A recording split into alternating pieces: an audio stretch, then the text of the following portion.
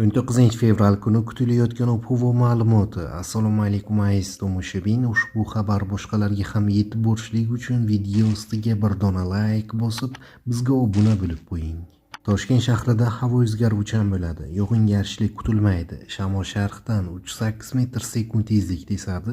Harorat kechasi 11-13 daraja iliq, kunduzi 23-25 daraja iliq bo'ladi. Qoraqalpog'iston Respublikasi va Xorazm viloyatida havo o'zgaruvchan bo'ladi. Yog'ingarchilik kutilmaydi. Shamol sharqdan 7-12 metr sekund tezlikda esadi. Ba'zi joylarda 13-8 metr sekundgacha, ayrim joylarda ba'zida 20-23 metr sekundgacha kuchayishi mumkin. Harorat kechasi 5-10 daraja iliq, kunduzi 13-8 daraja iliq bo'ladi. Buxoro va Navoiy viloyatlarida havo o'zgaruvchan bo'ladi. Yog'ingarchilik kutilmaydi. Shamol sharqdan 7-12 metr sekund tezlikda esadi.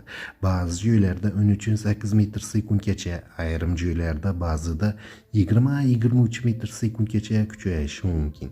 Harorat kechasi 8-13 daraja iliq, kunduzi 20-25 daraja iliq bo'ladi. Toshkent, Sirdaryo, Jizzax va Samarqand viloyatlarida havo o'zgaruvchan bo'ladi. Yog'ingarchilik kutilmaydi. Shamol sharqdan 7-12 metr sekund tezlikda esadi. Ba'zi joylarda 13-8 metr sekundgacha, ayrim joylarda ba'zida 20-23 metr sekundgacha kuchayishi mumkin.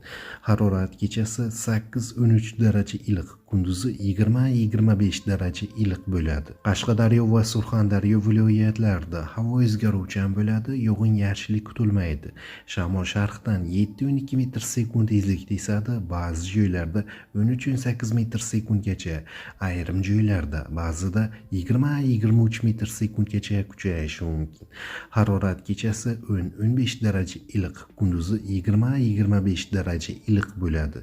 Andijon, Namangan va Farg'ona viloyatlarida havo o'zgaruvchan bo'ladi.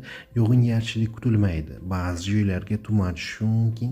Shamol sharqdan 5-10 metr sekund tezlikda esadi. Harorat kechasi 8-13 daraja iliq, kunduzi 16-21 daraja iliq bo'ladi.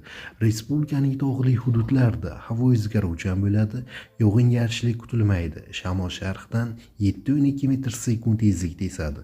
Ba'zi joylarda 13-8 metr sekundgacha kuchayishi mumkin.